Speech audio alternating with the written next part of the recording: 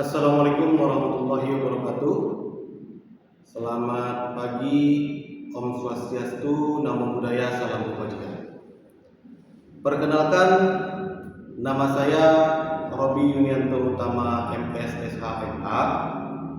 Saya merupakan dosen atau tenaga pengajar di Universitas Sumatera Barat pada Fakultas Hukum Prodi Ilmu Hukum dengan nomor induk dosen nasional atau IPDN 1017068901. Pada Universitas Sumatera Barat, saya diamanahkan untuk mengampu mata kuliah hukum adat dengan kode mata kuliah MKF 74205 dengan bobot SKS 2 SKS yang merupakan rumpun dari hukum perdata sekaligus merupakan mata kuliah hukum wajib.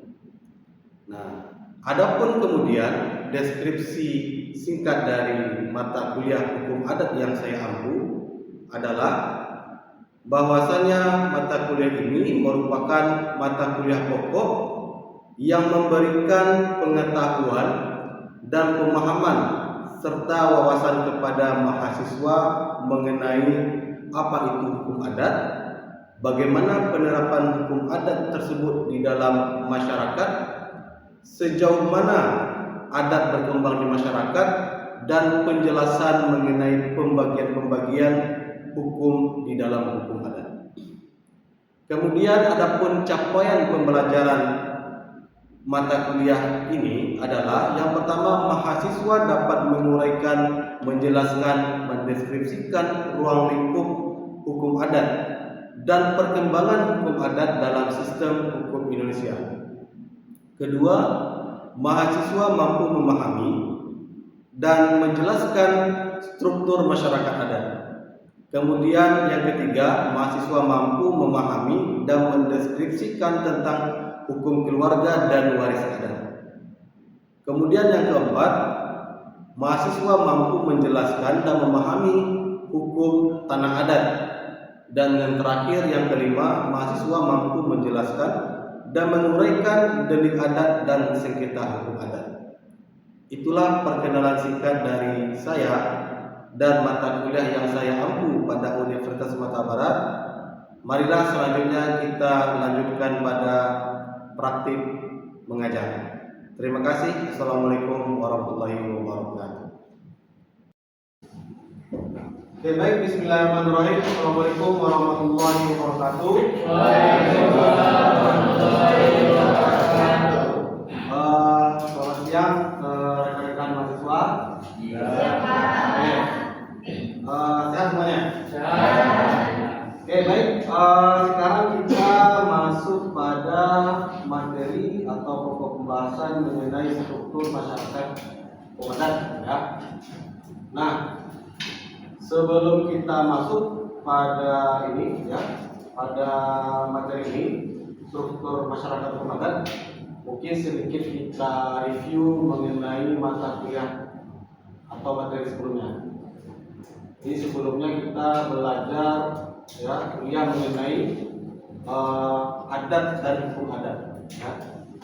Ada adat dan ada hukum adat. Nah,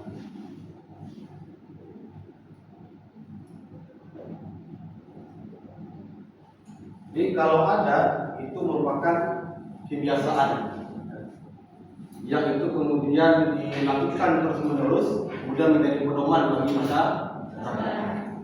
Nah, akan tetapi tidak semua adat itu merupakan hukum adat. Nah, ada perbedaan antara adat dengan hukum adat. Nah, perbedaannya di mana? Kita nanti akan merujuk pada pendapatnya Sunan Bonang, ya.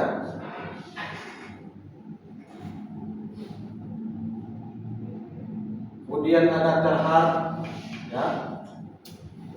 Ada Van Vollenhoven. Nah, meskipun ketiga ahli ini, ya, memiliki pandangan yang berbeda-beda, tetapi ada benang merah kesamaan mereka. bahwasanya hukum adat itu intinya adalah adanya peran atau adanya keputusan dari kepala adat, ya, atau perangkat adat. Nah, kemudian ada sanksi adat ketika ada yang melanggar. Nah, ini yang membedakan antara adat dan hukum adat. Oke, sekarang kita masuk pada materi berikutnya tentang struktur masyarakat hukum adat. Nah, dalam kesempatan ini kita akan membahas mengenai, ya, yang pertama itu persetujuan adat, yang kedua itu mengenai masyarakat genealogis, ada matrilineal, ada parental. Kemudian yang ketiga itu masyarakat teritorial, yang nanti terbagi pada masyarakat hukum desa, masyarakat hukum wilayah, kemudian masyarakat hukum syarikat desa. Nah, yang terakhir itu adalah eksistensi masyarakat hukum adat di Indonesia. Oke, kita lanjutkan. Nah, ini ya anatomi persekutuan adat. Nah, dalam definisi menurut Suroyo dan Van Vollenhoven, ya, persekutuan adat itu adalah sebuah kesatuan manusia yang teratur, kekal berdiri sendiri, dan memiliki fondasi material serta struktural.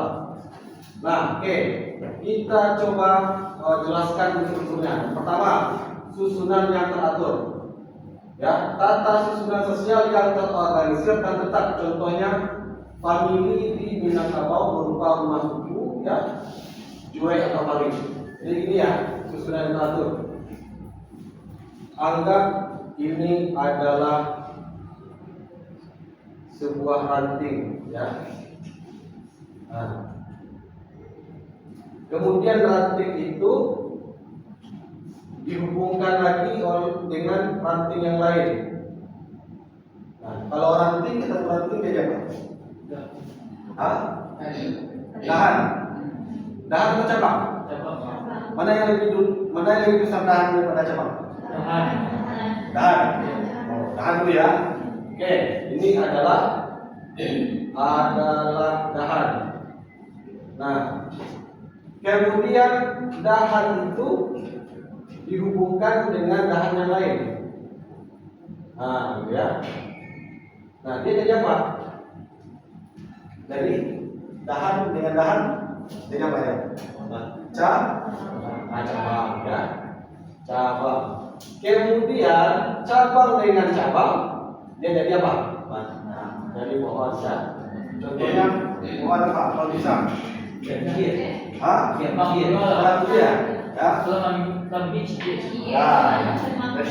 Jadi kalau apa itu dia nggak punya cabang, ya. Apa namanya? Masih ada, ya. Kalau dia bercabang berarti jadi sebuah keajaiban dia, ya. Nah, sama juga halnya ini dengan struktur yang ada di masyarakat adat.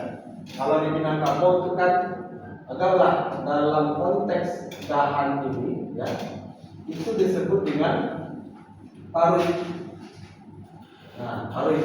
Nah, ketika paruh yang lain dihubungkan oleh paruh yang lain itu disebut dengan jurai. Barulah di atasnya itu adalah suku. Nah, kalau tadi kita anggap pohon ini adalah pohon mangga, ya, suku mungkin itu adalah suku di Minangkabau seperti Toto, ya. Nah, mungkin di sini kalau jumlahnya ada Upi, ya, ya. Di sini ada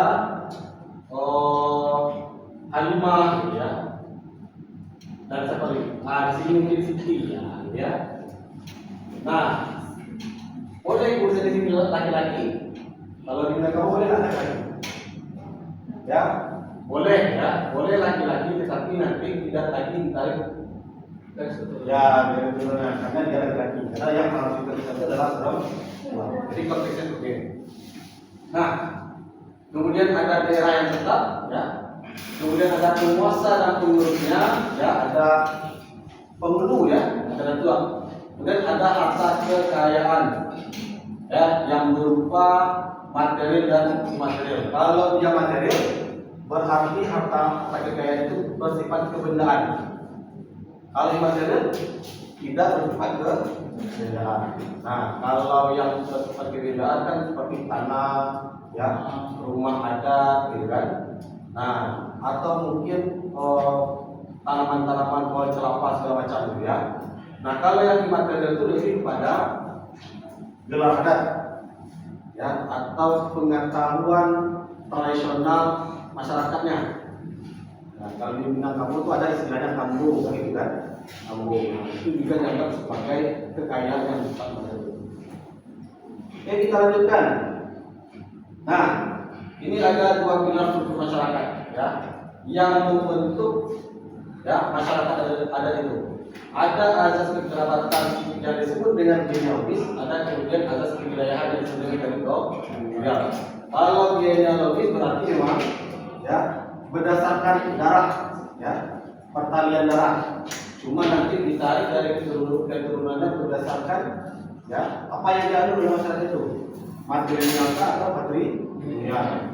Nah, kalau teritorial, ya, ini perlu kita tegaskan bahwasanya teritorial ini tidak sama dengan wilayah administratif, ya.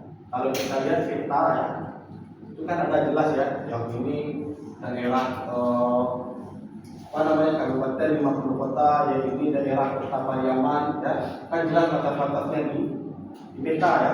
Nah, cuma kalau di adat itu tidak ada batas-batas yang administratif tersebut, tetapi lebih kepada penyebaran masyarakatnya di wilayah mana, ya. Nah, harta termasuk juga dengan harta pusakanya di mana. Nah, itu nanti, ya, itu yang menyatukan nanti. Nah, lebih jelasnya nanti akan kita jelaskan, ya. Nah, oke. Kalau dari genealogis, ya, masyarakat genealogis itu ada matrilineal, ya. Kalau matrilineal itu jelas dari laki-laki, ya, perkawinan jujur, ya, bahwasanya laki-laki yang mengantarkan keserahan lah, ya, untuk wanita. Kemudian matrilineal, ya, itu melalui garis perempuan. Nah, ya, kemudian patrilokal ini, ya, artinya dalam masyarakat patrilineal lingkungan hidup yang ideal itu ada di lingkungan laki atau di dalam keluarga si ayah. Nah, kalau kemudian di apa? Di matrilineal, idealnya itu adalah di lingkungan ibu atau dalam lingkungan perempuan. Oke, kita lanjutkan. Ini adalah struktur genealogis, ya. Ada kemudian garis keturunan, ya. Itu tunggal laki-laki, ada tunggal perempuan. Nah, tadi kita jelaskan matrilineal dan matrilineal. Kemudian ada yang beralih-alih, ya. Awal mulanya dia mengikuti laki-laki, kemudian perempuan, atau sebaliknya bergiliran. Nah, ini contohnya adalah di daerah Rejang Lampung dan Lebanon, ya. Sistem perkawinannya ada jujur, semendo atau semendo raja-raja. Nah, kemudian ada juga yang parental dan bilateral, langsung berlaku ke kedua-duanya, mengikuti ayah dan ibunya, ya. Nah, ini contohnya ada di Aceh, Sunda, dan Makassar. Oke,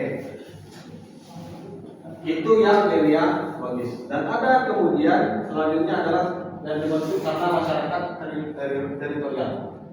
Pertama desa, ya. Desa, kesatuan desa berasaskan keagamaan, pandangan dan cara hidup yang sama meliputi kesatuan kecil di bawah satu kepala desa, berbatasan pada wilayah desa yang sebenarnya. Nah, kemudian wilayah itu meliputi dari beberapa desa.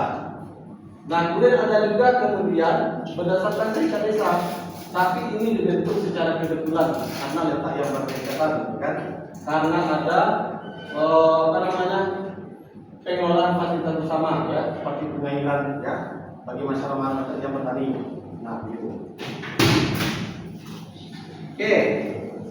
Nah, ini, ya, ada dinamika keanggotaan teritorial, ya, batas masuk dan keluar, ya, penduduk inti Ya, kalau seandainya seseorang meninggalkan daerah sementara waktu, apakah akan kehilangan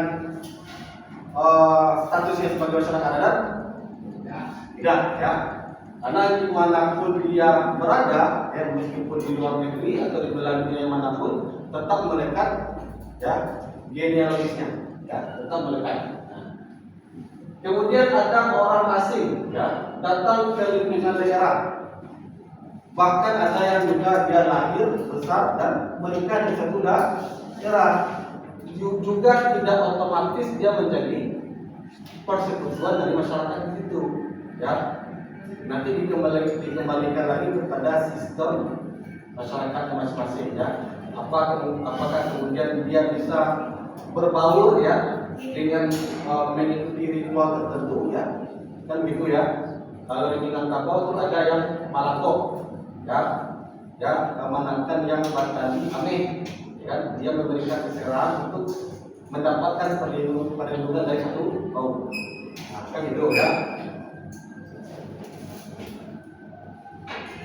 Jadi orang asing tidak dengan begitu saja diterima dan diangkat menjadi anggota penuh menurut hukum adat, ya. Perbedaan penduduk inti dan pendatang tetap terang, ya kan? Nah, ya, tetap jelas mana, ya. Kalau di daerah-daerah perkotaan itu kan sudah cukup urbanisasi, ya. Nah, itu memang masih bias. Tapi kalau di kampung-kampung itu masih kental itu, terang perbedaannya, ya. Nah, ini tadi, ya, mengenai serikat desa. Nah, yang pertama itu ikatan keturunan, ya, kerjasama insidental karena kesamaan leluhur. Contohnya, ya, pertanian, ya, fasilitas keturunan takaruni.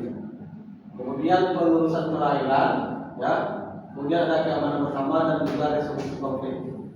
Jadi ini tidak lagi mengenal persoalan batas-batas, ya, tapi karena adanya kesamaan ikatan keturunan, adanya kerjasama di bidang pengairan, ini biasanya pertanian, ya, atau kemudian dalam keadaan keamanan bersama, termasuk juga resolusi dalam penyelesaian sengketa, ya. Kemudian, bagaimana eksistensi masyarakat adat di Indonesia? Nah, konsepsi negara hukum Indonesia mengandung sistem pluralisme, ya.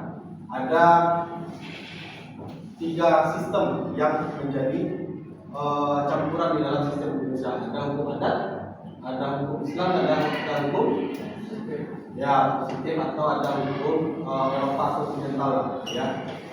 Nah, di dalam konstitusi kita pasal 18B, ya, ayat 2 Undang-Undang Dasar 1945, negara mengakui dan menghormati kesatuan-kesatuan masyarakat hukum adat beserta hak-hak personalnya sepanjang masih hidup dan sesuai dengan perkembangan masyarakat dan prinsip negara kesatuan Republik Indonesia.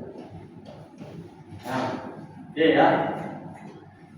Ada yang mau bertanya sebelum saya lanjutkan? Oke, benar dulu, ya. Oke, benar dulu, ya.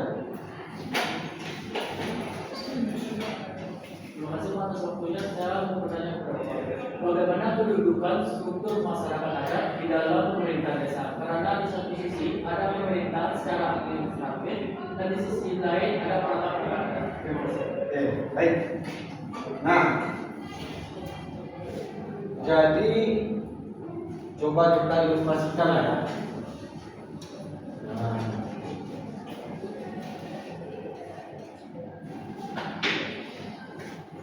di sini ada perangkat adat, kemudian di sini ada pemerintahan desa. Nah, nanti mana yang lebih berperan, ya? Kita lihat dulu, ya, konteksnya. Kalau konteksnya merupakan ranah dari perangkat adat, maka yang berwenang adalah perangkat adat. Nah, kalau kemudian yang itu merupakan ranah administrasi, maka kemudian yang menjadi kewenangan itu adalah pemerintahan desa. Itu ya. Nah, kalau di Minangkabau di situ ada Nini Mama ya. Kemudian ada Mama kepala waris, ada Mama kepala kaum yang biasanya gelarnya datuk, gitu kan? Kemudian ada namanya kerapatan adat, ya kerapatan adat negari. Nah, gitu kan? Kalau dia masih persoalan kekerabatan, ya, kekerabatan. Nah, ini menjadi kewenangan dari perangkat adat, ya. Atau nanti persoalan gelar adat. Nah, persoalan gelar adat atau harta pusaka. Nah, maka ini menjadi kewenangan dari perangkat adat. Nah, tapi kalau nanti urusannya adalah ngurusin KTP, ya kan? Meminta surat keterangan kematian dan segala macam, baru nanti administrasinya itu adalah kewenangan dari pemerintah desa. Ya, selanjutnya. Baik, saya akan bertanya kepada Bapak, apakah hukum waris adat masih relevan hari ini? Karena pada umumnya masyarakat sekarang permasalahan harta warisan bisa diwariskan secara langsung kepada anak-anaknya tanpa memperhatikan suku atau marga. Oke, baik. Terima kasih atas pertanyaannya. Nah,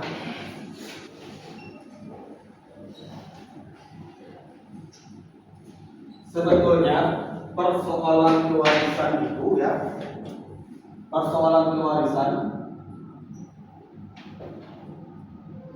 di Indonesia itu ada 3 sistem hukum yang aturnya. Ya, yang pertama sistem kewarisan berdasarkan Islam. Kedua adalah adat, kemudian ada perdata ya, atau hukum positif lah data ya. Nah, kalau manakah kemudian yang akan berlaku atau manakah yang kemudian yang diterapkan tergantung kepada objek warisannya. Nah, ya, kalau dia berasal dari harta pusaka yang itu turun temurun, maka ini wilayahnya mana? Wilayah apa? Adat. Oke. Sip. Kalau kemudian dia itu adalah harta pencaharian, ini kewenangannya mana? Ya, tergantung agamanya. Nah, gitu ya. Kalau orang Islam, ya, kalau dia agama Islam berarti nanti kewenangannya adalah Islam, ya, ke pengadilan agama. Kalau dia non Muslim berarti dia ke pengadilan itu, ya. Meskipun sekarang itu memang terjadi pergeseran masyarakat adat itu menuju ke sistem bilateral, ya.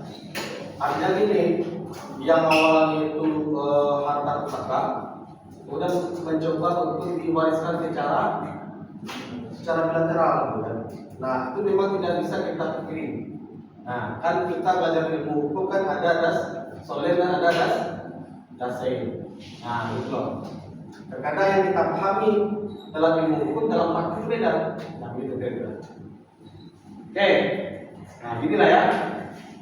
Nah, dalam tradisi penguasaan hutan, ya, hutan itu ada 2, ada hutan adat dan hutan negara.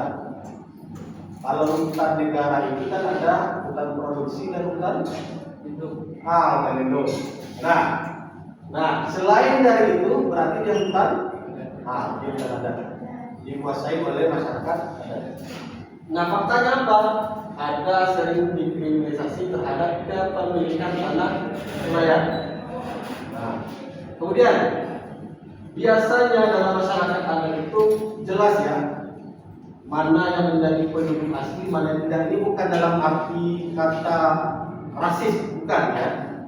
Nah, tapi seringkali terjadi konflik horizontal antar masyarakat hukum adat dan masyarakat yang bukan masyarakat hukum adat. Kemudian tata susunan penguasaan adat yang mandiri. Nah, faktanya tidak terintegrasinya pengaturan hukum, ya, terjadinya benturan yurisdiksi dengan instansi pemerintahan daerah dan modern. Itu sentralitas. Nah, nanti dalam praktik akan ketemu nanti itu. Oke, coba kita persingkat, ya. Jadi ini persoalan hukum adat sebagai ekosistem hidup, ya. Ada genealogis, ada teritorial, kemudian ada komunitas. Struktur masyarakat hukum adat bukanlah sekadar relik taksonomi masa lalu. Ia adalah sebuah topografi hukum yang sangat spesifik, dibangun di atas dari keturunan yang ketat dan ikatan majlis dengan wilayah. Di era modern, kelangsungan persekutuan adat bergantung pada kemampuannya untuk bertahan dari tekanan empiris dan menunjukkan integrasi yang bermartabat di dalam sistem tata negara pluralistik Indonesia. Nah, jadi dalam sistem ketatanegaraan kita ada sentralisasi dan ada desentralisasi, kan? Nah, desentralisasi ini nanti dijawantahkan dengan otonomi daerah. Nah, otonomi daerah itu artinya daerah-daerah yang memiliki keistimewaan itu bisa mengatur dirinya yang menyesuaikan dengan adat istiadat setempat. Oke, itu saja pertemuan kita hari ini. Sebelum kita akhiri ada quiz, ya. Nah, jadi nggak susah kalau tadi menyimak, dapat lah. Ya. Oke, apa perbedaan mendasar antara masyarakat hukum adat yang bersifat genealogis dengan masyarakat hukum adat yang bersifat teritorial? A. Masyarakat teritorial memiliki aturan tertulis, sedangkan masyarakat genealogis hanya menggunakan tradisi lisan. B. Masyarakat genealogis dipimpin oleh penguasa formal, sedangkan teritorial dipimpin oleh sepuh adat. C. Masyarakat genealogis berdasarkan ikatan darah, sedangkan teritorial berdasarkan tempat tinggal atau wilayah. D. Masyarakat genealogis hanya ada di luar Jawa, sedangkan teritorial hanya ada di Pulau Jawa. Jawabannya apa? C. Apa? C. Kita kunci ya. Jawabannya adalah C. Sip. Lanjut. Nah, bagaimana status keanggotaan seseorang dalam masyarakat hukum adat yang bersifat teritorial jika ia meninggalkan tempat tinggalnya untuk sementara waktu? Opsinya adalah A. Ia harus membayar denda adat agar status keanggotaannya tidak dicabut. B. Keanggotaannya tetap bertahan dan tidak hilang begitu saja. C. Status keanggotaannya akan diberikan kepada orang asing yang menempati rumahnya. D. Keanggotaannya otomatis gugur karena tidak lagi menetap di wilayah tersebut. B. Ada B, ada D nih. Coba. B.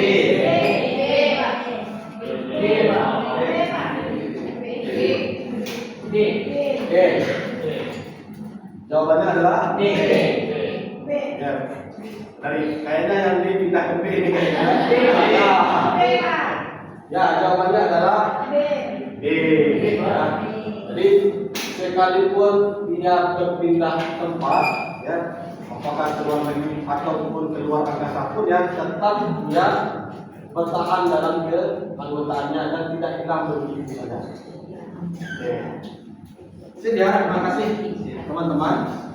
Mungkin itu saja perkuliahan kita pada hari ini. Nah, ini ya, bisa nanti dirujuk, ya, apa saja yang menjadi sumber atau referensi dalam pokok bahasan kita tadi, ya. Nah, ya, itu ada daftar pertanyaan. Oke, mungkin kita cukupkan hari ini. Terima kasih. Assalamualaikum warahmatullahi wabarakatuh. Waalaikumsalam.